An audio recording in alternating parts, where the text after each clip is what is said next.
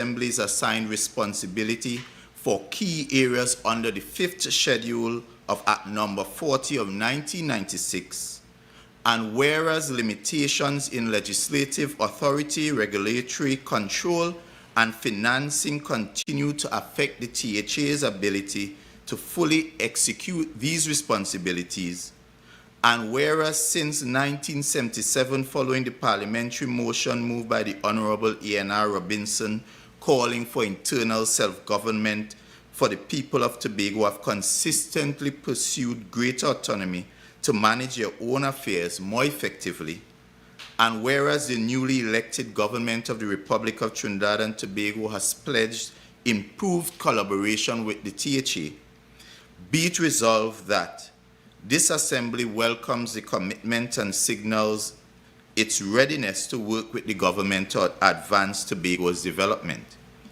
And be it further resolved that the government, through the Attorney General and the Chief Parliamentary Council, work with the THA to expand its legislative and regulatory authority over key areas in the 5th schedule, and to draft the necessary legal amendments in collaboration with the THA's legal team.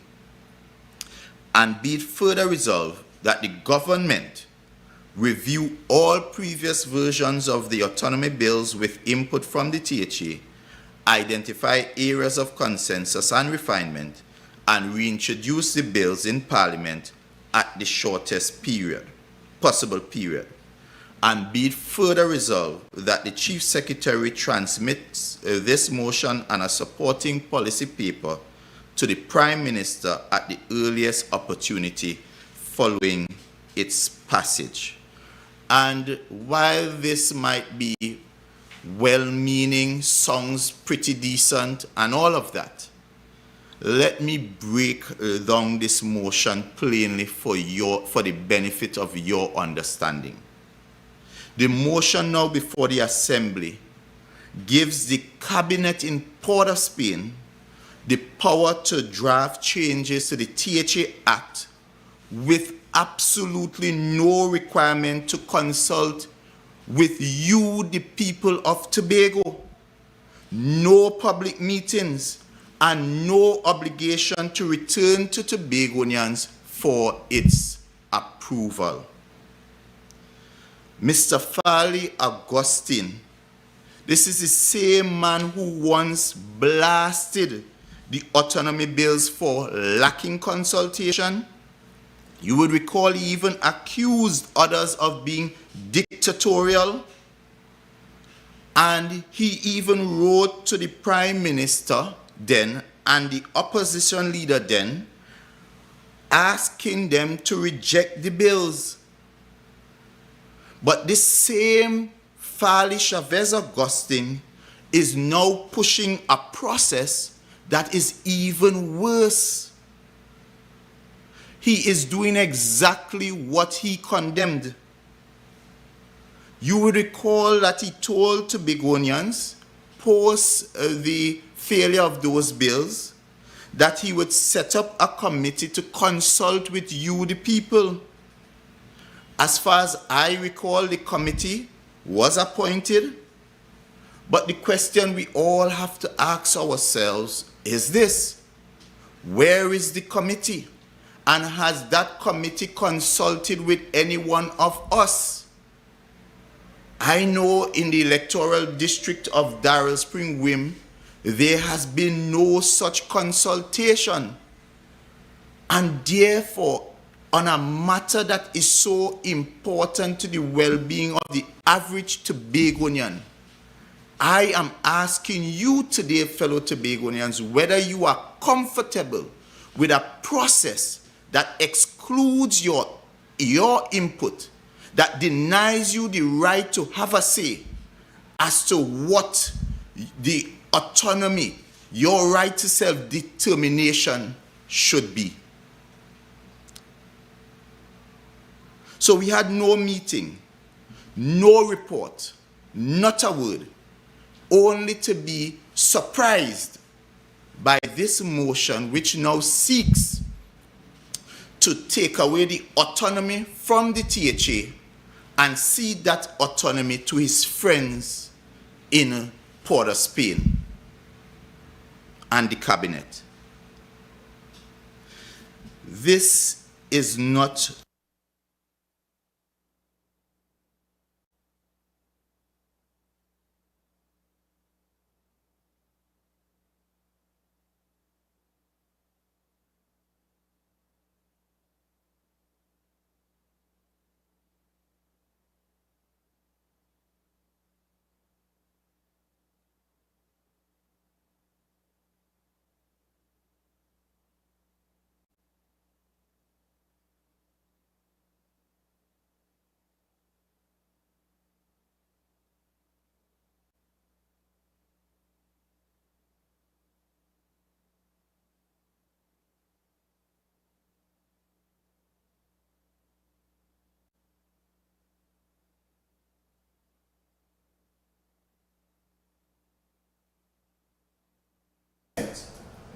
room in Trinidad, many of whom cannot tell the last time they have stepped foot in Tobago. Many of whom, if you drop them in Pallitive, they don't even know if they're in west, north, central, south, or east. Yet your chief secretary is ceding your will, your power to those to which he in the past condemned, and who we all know by their very utterances have absolutely no interest in Tobago. Because as it currently is established, the cabinet and the government of Trinidad and Tobago is without at this time any elected Tobago representative who can really carry the issues of Tobago inside the cabinet. And therefore, understanding that fact, why would a chief secretary decide without your consent, without your approval, without consultation, to cede this power, to cede this decision of what Tobago should look like, how we should decide our future, and hand it to his friends in Trinidad? This is betrayal. This is betrayal of the trust of every average Tobagonian. Because this fight is not abstract. It affects real issues like whether you can get legal title to the lands you currently live on for generations, whether Tobago would get its fair share of the national budget consistently and constitutionally, whether the public service here is run by Tobagonians for Tobagonians, or whether it will still be dictated by external forces, whether the THA can borrow to build our economy, or whether we must continue to beg to survive, whether we get to define Tobago on our terms, or whether we'll allow Mr. Augustine to have the cabinet decide how Tobago is going to be defined. These are the very powers and decisions that your Chief Secretary, Mr. Farley Augustine, is putting on the table without even asking you, the people of Tobago. So, my brothers and sisters, this is a call to action. I am calling on the Chief Secretary, and I have in hand a letter penned to the Chief Secretary outlining my concerns and that of the wider Tobago public, and we are calling on him to withdraw this motion forthwith, not amended, not debated, but withdrawn, and consult with the people of Tobago first. It is then and only then should Tobago return to an inclusive, public and people-first process where every voice, every Tobagonian, whether you're in Hermitage or in Crown Point, whether you are in Mason Hall or you are in Roxborough, where every voice, every Tobagonian matters, and your views are considered. And every political grouping is everyone is included. Civic body, village council, and faith-based organizations are all included in this process so that we are all can shape Tobago's future together. Autonomy ultimately is about the people, not about politicians. And therefore, it is extremely concerning that this process, for the first time, because if you go back to the history of Tobago's quest for autonomy, led by James Bigot, it was always about the people.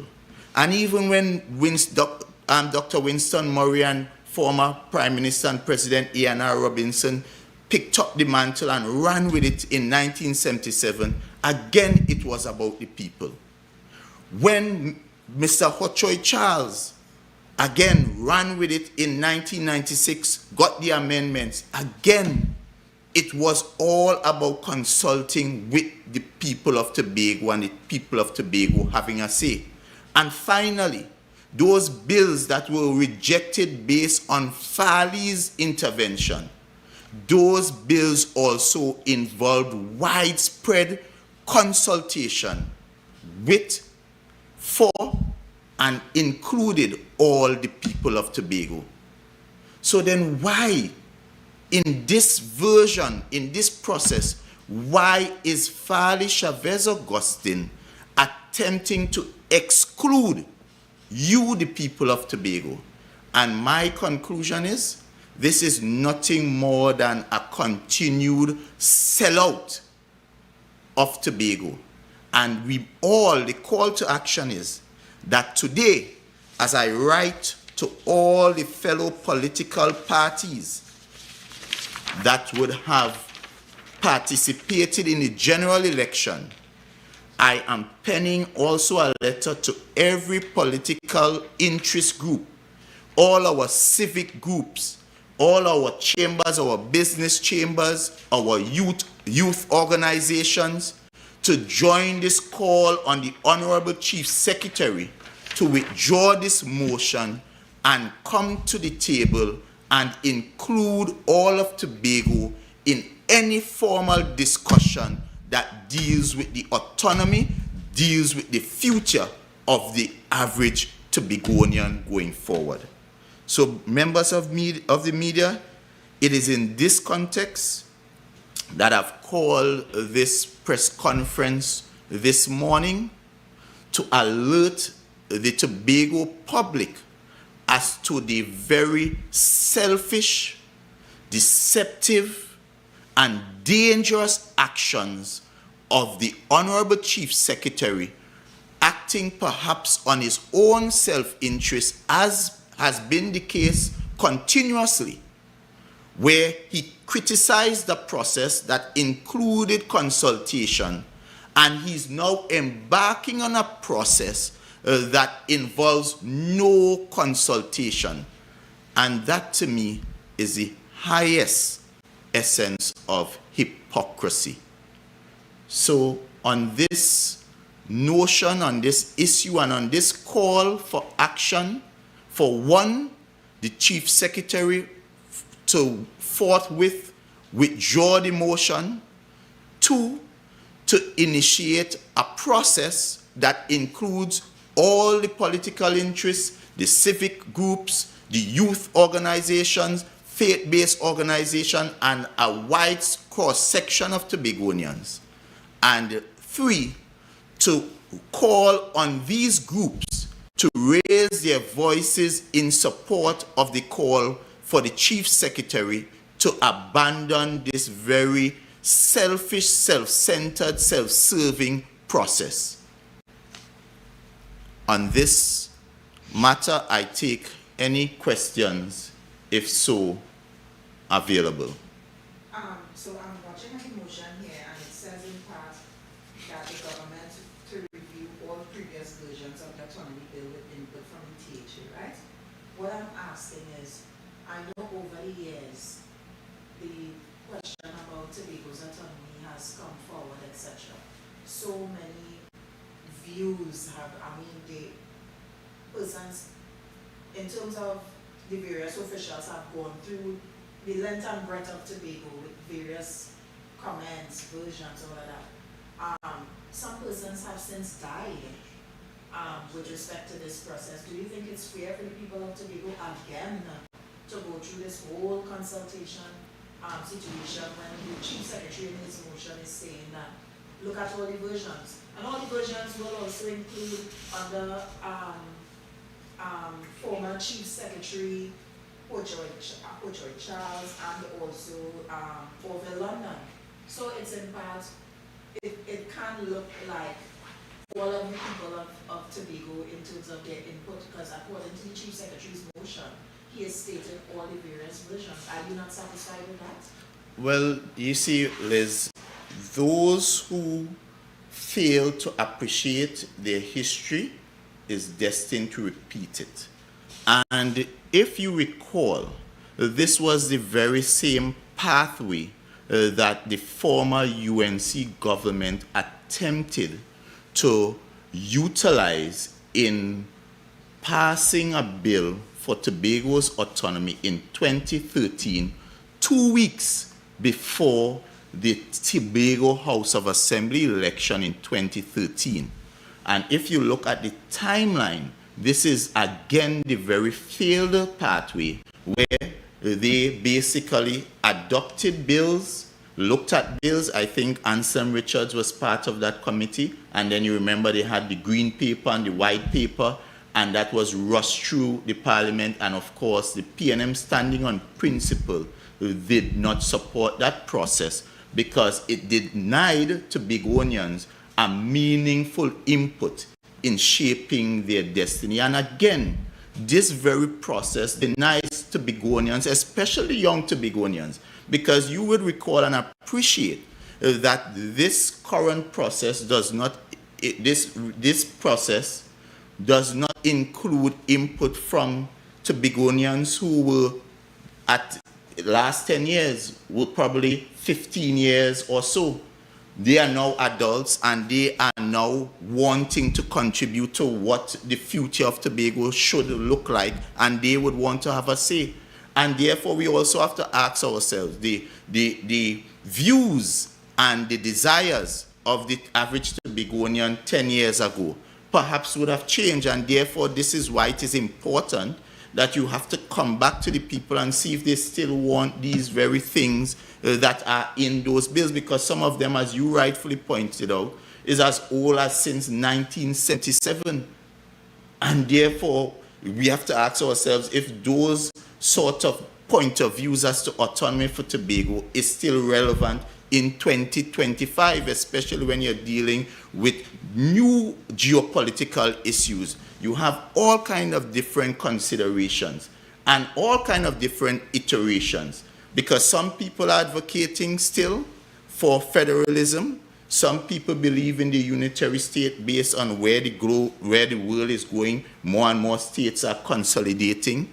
Some people believe we should have a confederation, and therefore it is not for any cabinet in Port of Spain to say to us here in Tobago what our configuration of the relationship should be. And ultimately, this is a conversation that must be had with both Tobagonians and the Trinidadians, because it is a relationship. And therefore, to exclude the people out of an issue that is so fundamental to the well-being of a people, to me is the height of dictatorship and autocracy. Because a government is for the people, of the people, and by the people. And if you are truly living that in its truest form, then nothing you do should be without the input of the people. And this process, as I said, really excludes Tobagonians. It should start with Tobagonians. And then once you have Tobagonians' approval to go forward and get because even now, this is a carte blanche request. You, the average Tobagonian, does not even know what he is taking to the table when it comes to. Mr. Morris, recently, even before the elections and some months ago, the former Prime Minister did bring the same autonomy bill to the Parliament, and the PNM supported that action in terms of Dr. Rowley, that the parliamentarian should accept it. So No, we have to appreciate that was out of a process that started with Tobagonians over 10 years of consultation. Let us remember the history.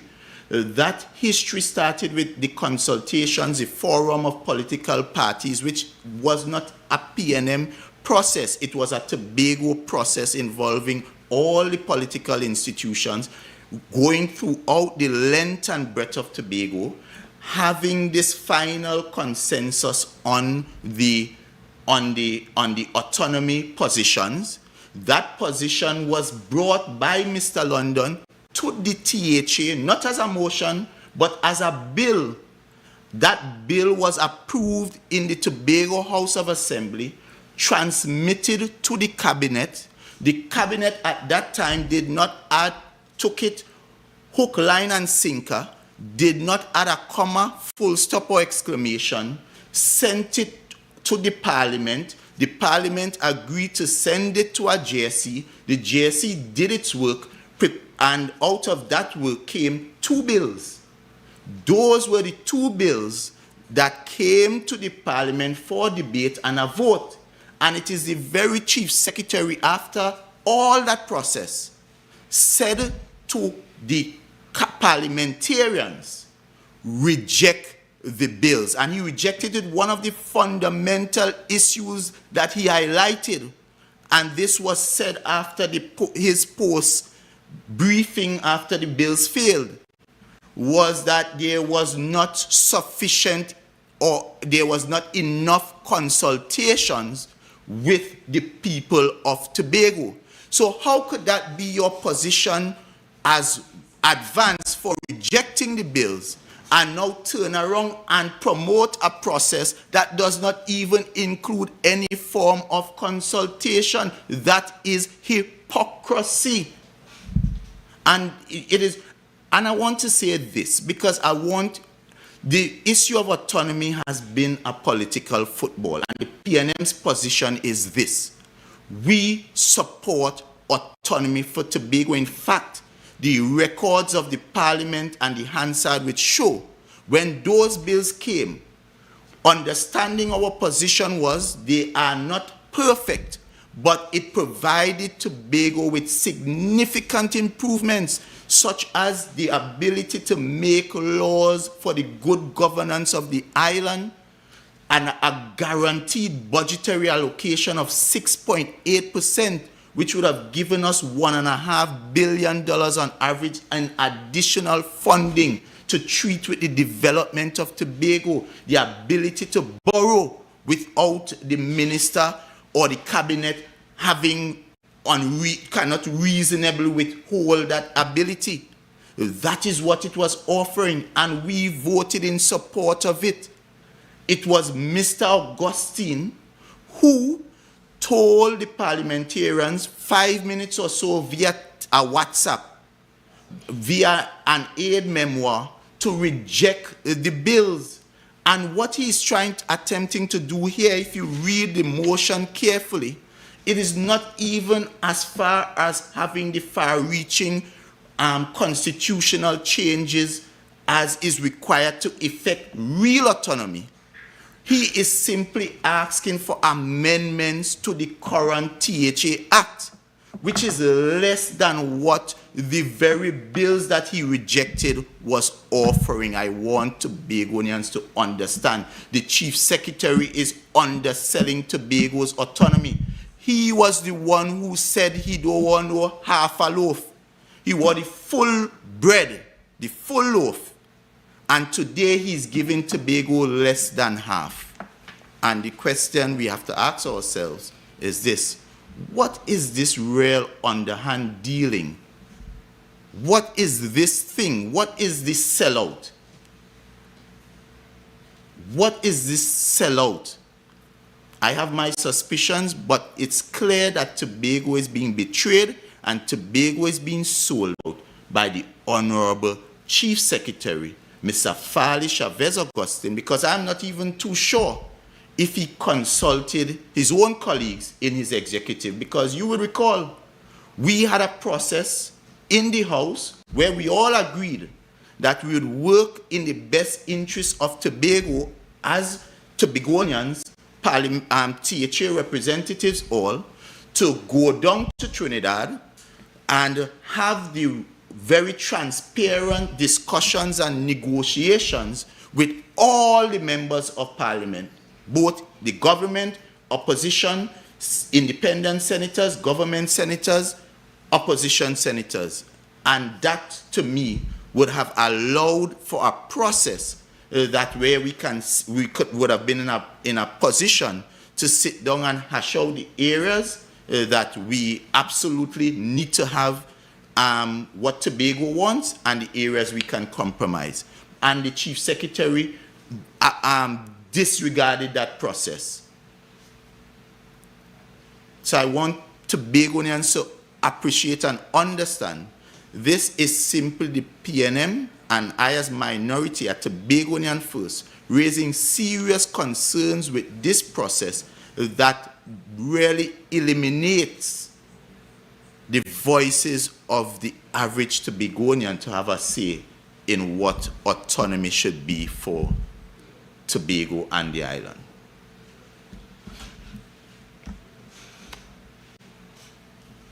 So if no other questions, I want to thank you. And of course, I would share with you, the media, the contents of the two letters. And I look forward, I'm hopeful that the Chief Secretary and the other political interests will also raise your voices within the course of the day and up to tomorrow before the debate to ensure that the Chief Secretary aborts this very dangerous process and approach.